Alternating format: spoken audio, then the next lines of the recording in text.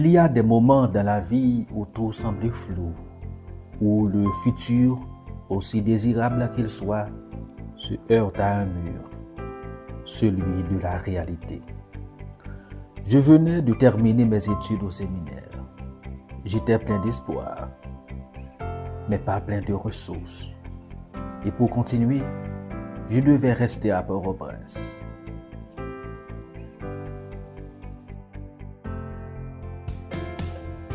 Mon ami Siméon m'a parlé d'un programme de journalisme à 2 rues du campus. L'idée m'a plu. J'avais envie d'écrire, de raconter. Mais où allais-je dormir? Alors j'ai fait ce que font ceux qui espèrent. J'ai frappé à la porte d'un membre de ma famille, mon oncle Paul. Oncle Paul m'a reçu avec politesse et refusé avec courtoisie. La maison est compliquée, a-t-il dit. J'ai souri, mais à l'intérieur, c'était la gifle silencieuse.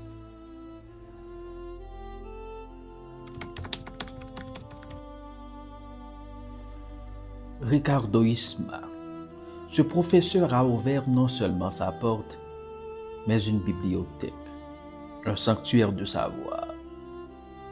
C'est chez lui que j'ai compris que l'intelligence n'est pas seulement dans les livres, mais dans les actes d'accueil.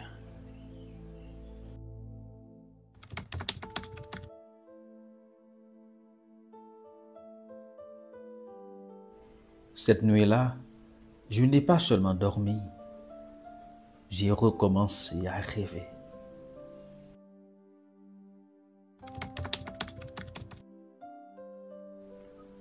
Puis est venu le travail.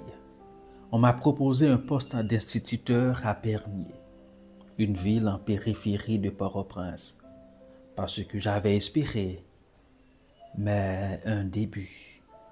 Quand je suis arrivé dans cette école, j'ai compris ce qu'on appelle un test, un vrai. Je n'avais ni cravate, ni chaussures décentes, ni repos. J'avais des enfants turbulents, des tableaux fissurés et un cœur en lutte.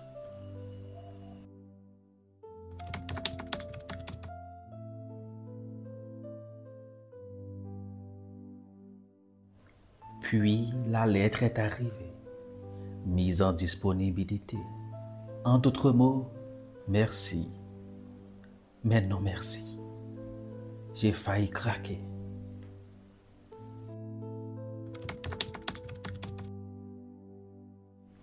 Mais au lieu de crier, j'ai prié. Je n'avais plus rien à offrir, sauf ma foi nue. Et c'est là que Dieu a envoyé un rebond.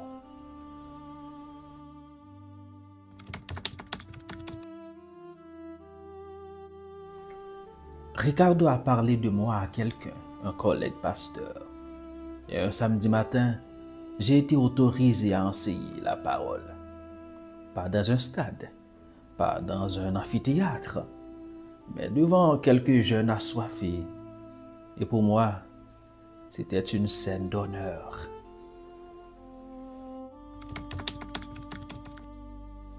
J'ai appris que la première opportunité n'est pas celle qui brille, mais celle qui t'oblige à briller, même si elle commence dans le rejet ou dans la poussière.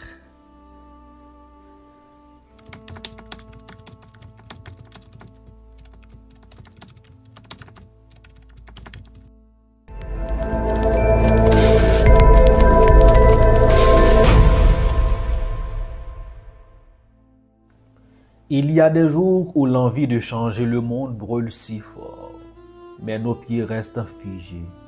On rêve grand, mais on agit petit, ou pas du tout. Moi, je voulais postuler une ONG, une vraie, un poste, une mission, une reconnaissance. Mais chaque fois que j'ouvrais mon ordinateur, mon courage se réduisait à un point CL clignotant. J'écrivais, j'effaçais, je recommençais et je fermais tout. Une voix en moi disait Tu n'es pas prêt. Il ne te prendra pas. Pourquoi perdre ton temps? C'est Junior qui m'a réveillé ce jour-là. Il m'a dit, il vaut mieux que ton CV soit refusé que jamais envoyé. Il avait raison. Le plus grand obstacle, c'était pas l'ONG, c'était moi.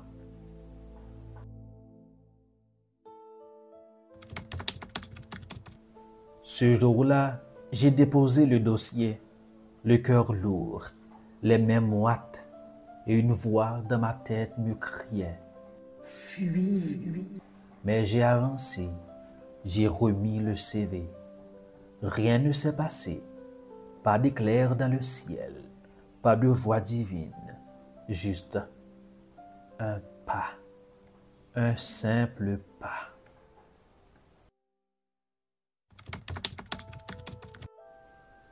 Quelques jours plus tard, j'ai reçu l'appel. Non retenu. Pas de poste, pas d'entretien, juste merci de votre intérêt. Et vous savez quoi? J'ai souri. Pour la première fois, j'avais échoué en avançant. Et ça change tout.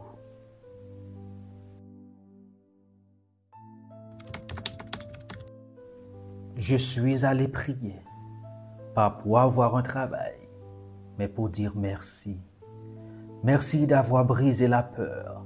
Merci d'avoir fait un pas. C'est en faisant ce pas que j'ai compris. Les grandes histoires ne commencent pas par des victoires. Elles commencent par des décisions silencieuses, des petits actes de courage.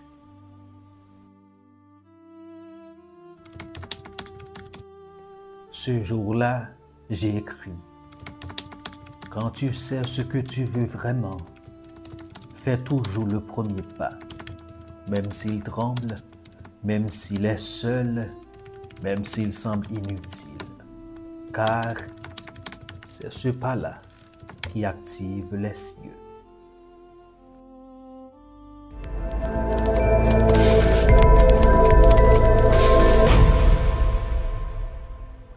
Il y a des souvenirs qu'on cache sous le tapis, des fragments de vie qu'on voudrait effacer, oublier, effondrer.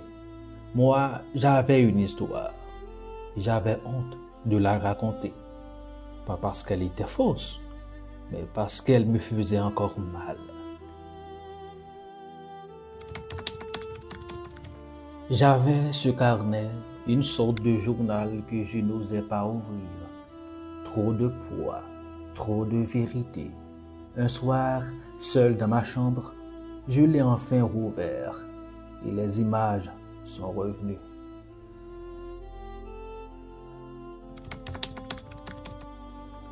Je reçois ma mère, forte, fatiguée, portant sur son dos cet enfant et l'absence d'un homme. Mon père était parti, loin, très loin. Il n'est jamais revenu.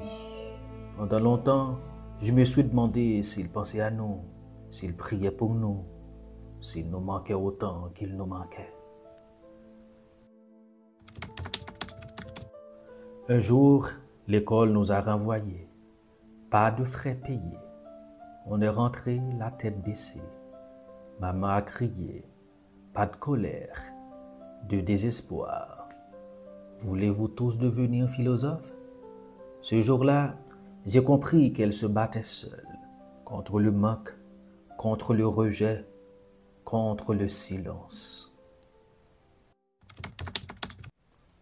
Mon père avait écrit, enfin, une lettre.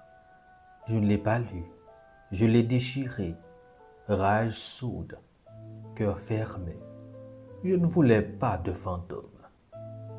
Je voulais un père. Longtemps, j'ai cru que mon histoire était une blessure. Mais en la relisant, j'ai compris que c'était une source. Une histoire peut être une prison, mais si tu la redéfinis, Elle devient ton message.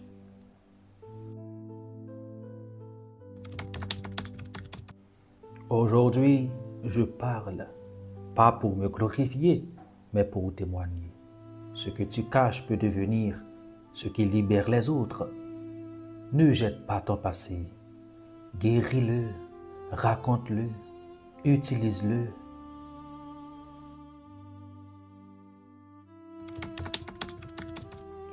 Ton histoire n'est pas ton ennemi, elle est ton allié. Elle est la preuve que Dieu peut transformer les cendres en fondation solide. Et si tu refuses de l'embrasser, tu risques de priver le monde du message qu'elle porte.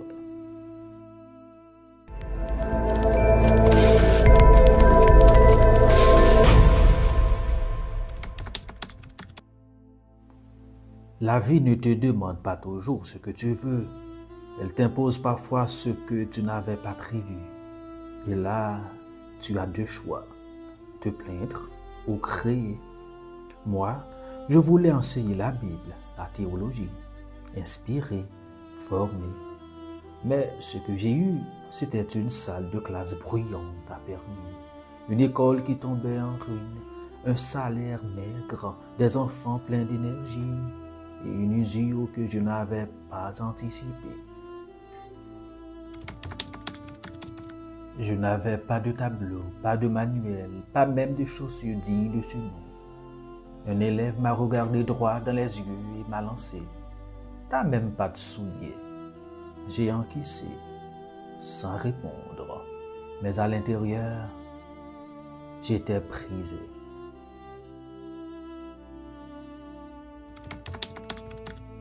Ce soir-là, j'ai écrit dans mon carnet « Je veux abandonner ». Puis, j'ai barré la phrase et dessous, j'ai noté « Non, je veux transformer ». Le lendemain, j'ai décidé de ne pas subir. J'ai pris du carton, de la ficelle, des bouteilles, des bouts de tissu et j'ai construit une salle de classe nouvelle avec ce que j'avais. Pas parfaite, mais vivante. Les enfants ont commencé à écouter, à aimer, apprendre, à crier aussi.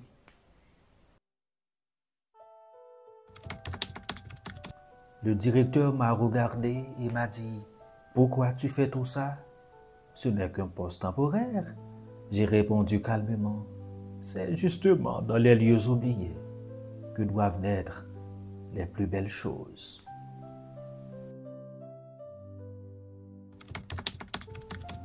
La salle n'avait plus changé de mur, mais d'atmosphère.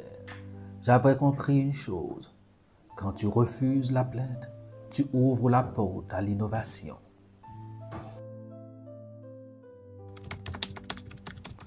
La pression peut te briser ou te révéler. Ce que tu fais avec ce que tu as révèle ce que tu es. Et si tu oses créer, même au cœur du chaos, tu découvriras des trésors cachés dans la poussière.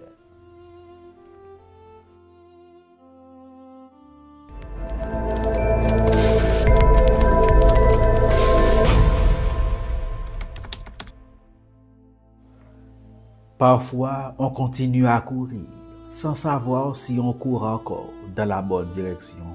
On serre, on enseigne, on encourage, on voyage, mais à l'intérieur, quelque chose s'essouffle et on ne peut plus tricher avec sa propre âme. Moi, je savais que j'étais fatigué, mais ce n'était pas physique, c'était plus profond.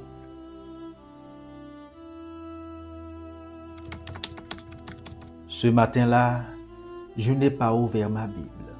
J'ai juste regardé mon reflet. Et une question m'a traversé. Wendell, qui es-tu en train de devenir?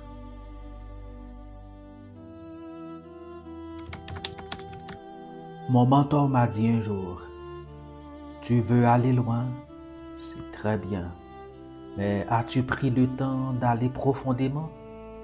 Dieu marche à pas lents, et si tu cours sans lui, tu vas nulle part. Je suis allé prier, pas pour demander, pour écouter. Sonde-moi, ô Dieu, éprouve-moi, vois si je suis sur une mauvaise voie. Les larmes sont venues, pas de tristesse, mais de libération.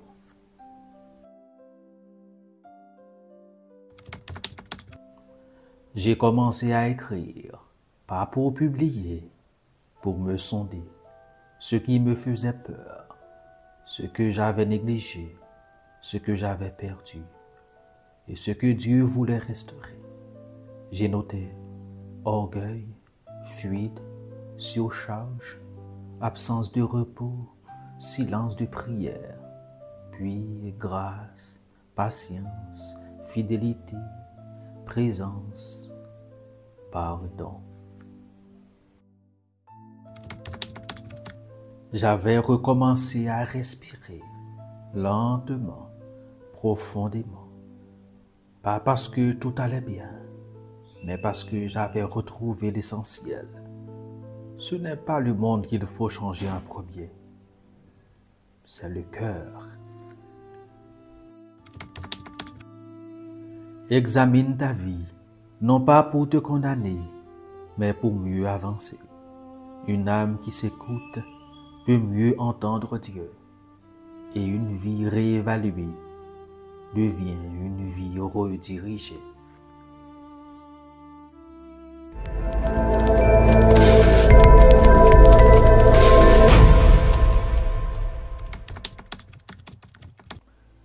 Il m'a fallu du temps pour comprendre une chose. Prendre soin de soi n'est pas un luxe, ce n'est pas un signe de faiblesse, c'est un acte d'obéissance et de sagesse. À une période de ma vie, je disais oui à tout, à tous, conférences, prédications, conseils, déplacements.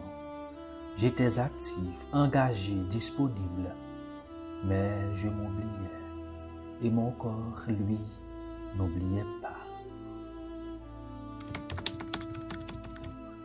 Je me souviens de ce dimanche, je prêchais, mais ma voix faiblissait, mon souffle aussi. Et pour la première fois, j'ai eu peur de tomber sans que personne ne sache ce que je portais.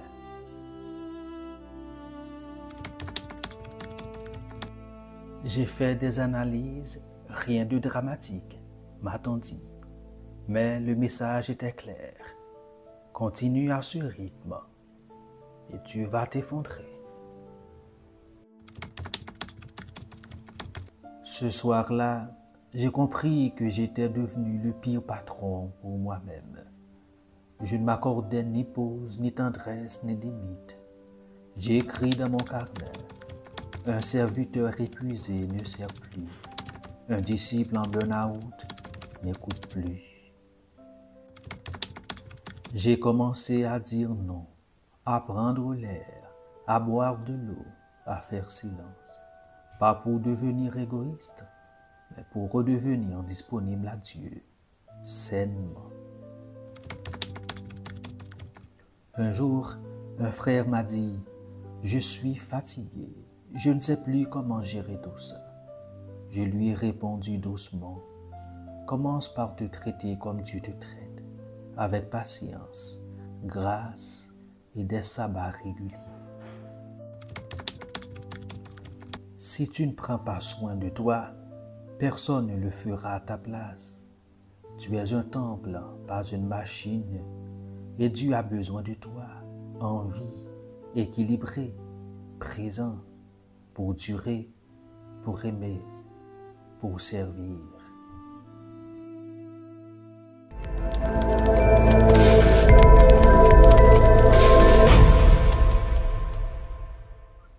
Il y a des saisons où tu crois que c'est la fin, que le cycle est clos, que le meilleur est derrière toi. Et puis Dieu parle encore et tu comprends qu'avec lui, rien n'est jamais vraiment fini. Ce jour-là, J'ai reçu un appel, une voix au bout du fil. Frère Windel, nous avons besoin de toi en Afrique pour équiper, pour former, pour bâtir.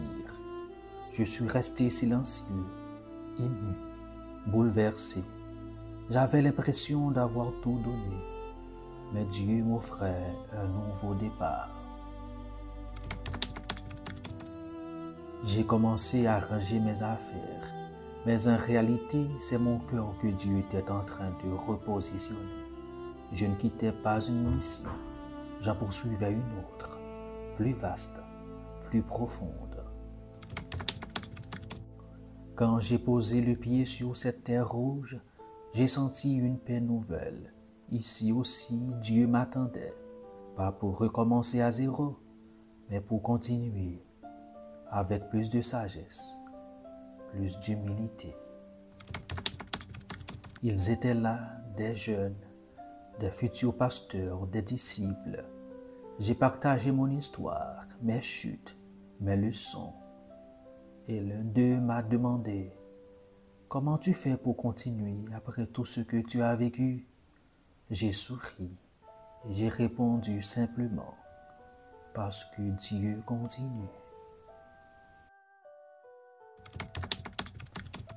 Un soir, j'ai repris mon vieux carnet, celui qui m'avait suivi depuis Port-Margot.